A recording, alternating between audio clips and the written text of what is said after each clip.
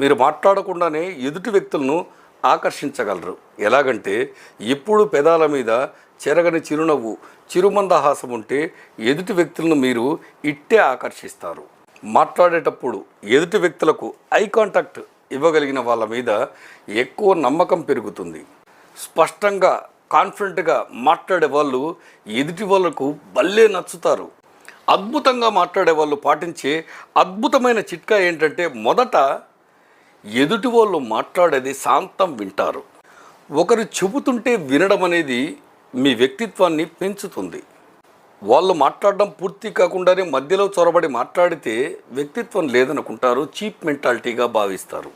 మర్యాదగా ప్రవర్తించడం, నిటారుగా నించోవడం, శుభ్రమైన బట్టలు ధరించడం ఎదుటి వ్యక్తిని ఆకర్షించేలాగా చేస్తుంది. మీకు చేతనైన చిన్న చిన్న సాయాలు చేయడం, పాజిటివ్గా మాట్లాడడం, మీకు తెలిసినది ఎదుటి వ్యక్తికి గైడెన్స్ ఇవ్వడం వల్ల మీరు సూపర్ పాజిటివ్గా కనిపిస్తారు.